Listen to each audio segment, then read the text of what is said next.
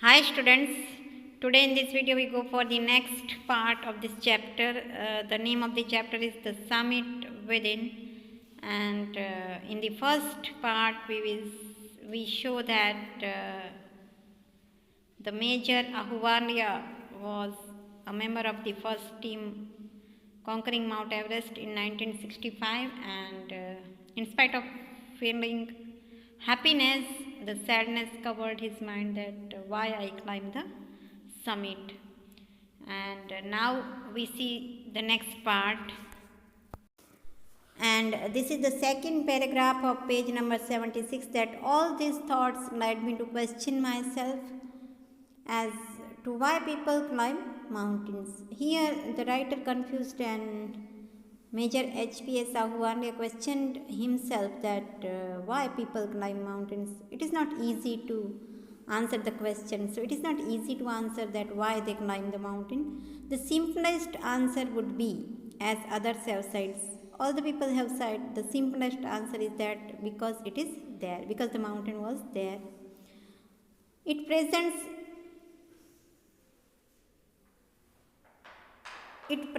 great difficulties because climbing up mountain is not very easy, so it takes great courage and it presents great difficulties. Man takes delight of in overcoming obstacles means difficulties. Man जो human nature takes joy in overcoming difficulties. The obstacles in climbing a mountain are physical. The obstacles means the difficulties of climbing mountain. The difficulties came and they are physical difficulties. A climb to a summit means endurance, persistence and willpower. To climbing a summit means top of the mountains, and it needs endurance means strength, and persistence means determination, and willpower means our courage.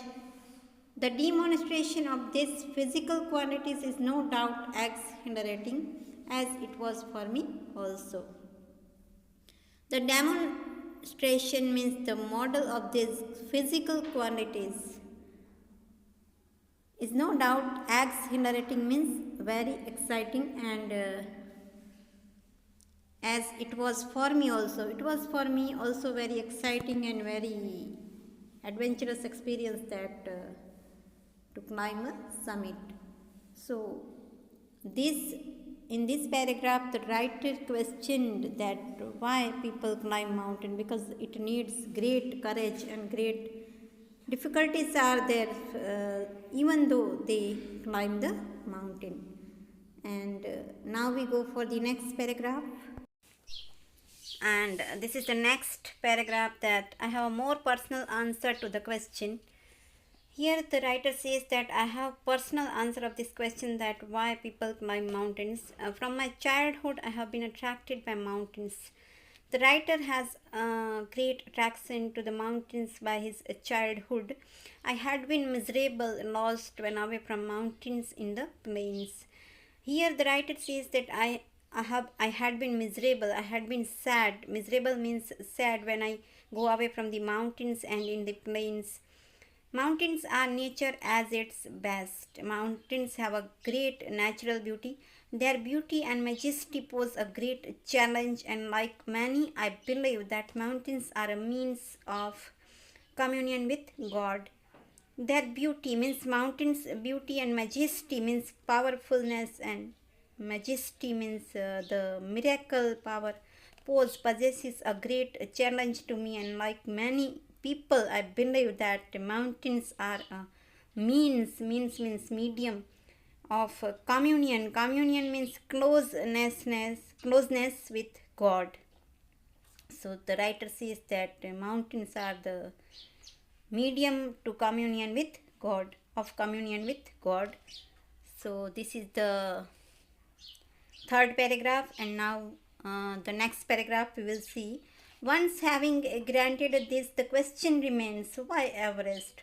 We got the answer of this question, that why people climb mountain, but although the question remains that why Everest they climb, why I climb Everest, because it is the highest, the mightiest, and has defied many previous attempts.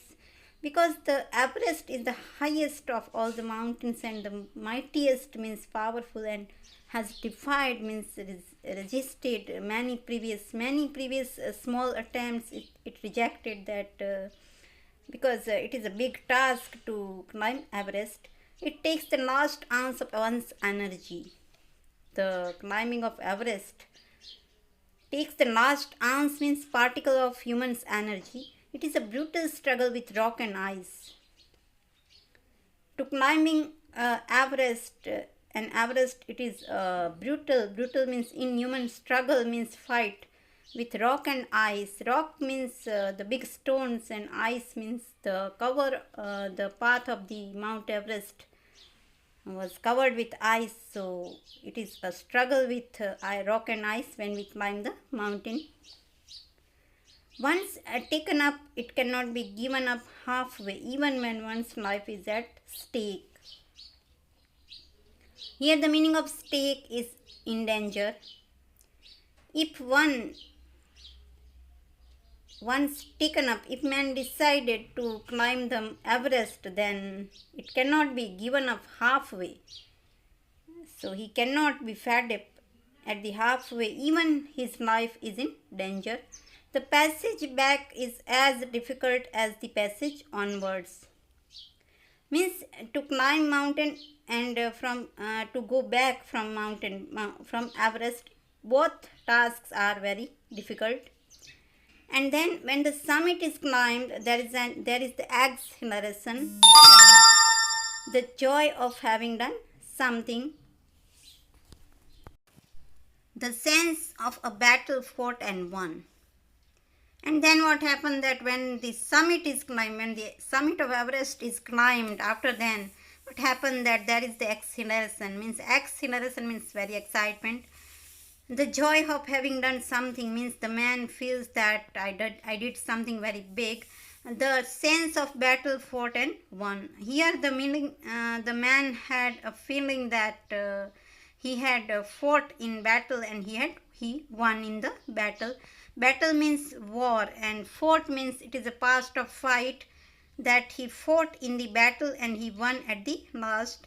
There is a feeling of victory and happiness, Victory means success. There is a feeling of victory and of happiness when the man climb at the summit. And now we go for the next paragraph, that glimpsing a peak in the distance, I get transported to another world. Here the writer says that glimpsing means watching a peak in the distance. In the distance, when we watch the peak of the mountain, the summit of the mountain, I get transported to another world. I go in the another world, that I experience a change within myself. The writer says that when I observed peak from distance, then I feel very change in myself. I had experience of change within myself. And now we go for the next page. And this is the next page, that I experience a change within myself which can only be called mystical. Now the writer says that I experience a change myself, and it is called mystical, means spiritual change, by its beauty, aloofness, might, ruggedness, and the difficulties encountered on the way. Here the writer feels that by its beauty, means beauty of that peak, aloofness means indifference, and might means power, ruggedness means roughness, and the difficulties encountered, which difficulties I felt when I climbed the mountain on the way, that all takes me in the change of my nature, and the peak draws me to it as Everest did. The peak of the Everest drew me towards itself, as the Everest draws me towards itself. It is a challenge that is difficult to resist. It is a challenge for me, and it is very difficult to reject that I can't reject to climb a mountain. And now we go for the next. Looking back, I find that I have not yet fully explained why I climbed Everest. Here the writer says that I cannot give the perfect answer of this question that why I climbed the mountain Everest. It is like answering a question why you breathe. So it is very difficult to answer that, and it is like a question that why you breathe, why do you help your neighbor, and why do you want to do good acts. There is no final answer possible. Some questions are very difficult to answer, so in these questions we cannot give the final answer. So here, why I climb mountain, it is very difficult question to answer, the writer feels. And then there is the fact that Everest is not just a physical climb. Now the writer realized that it is not a physical climb that we climb Mount Everest.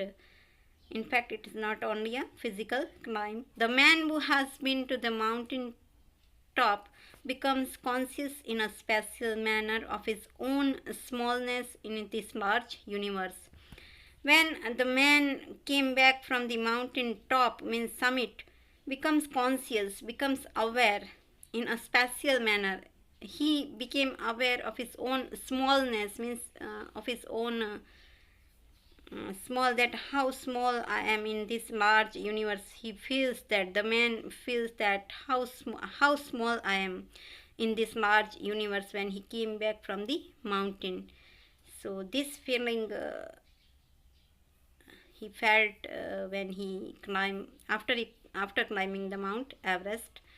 So this is the second part, and the writer tried to give the question of this question that to answer of this question that why I climb the Everest. So this is the second part, and I hope you understood this very very well. You have to read this part from the page number 76 and 77 from your Honeydew textbook, and the last part we will see in the next video. Thank you.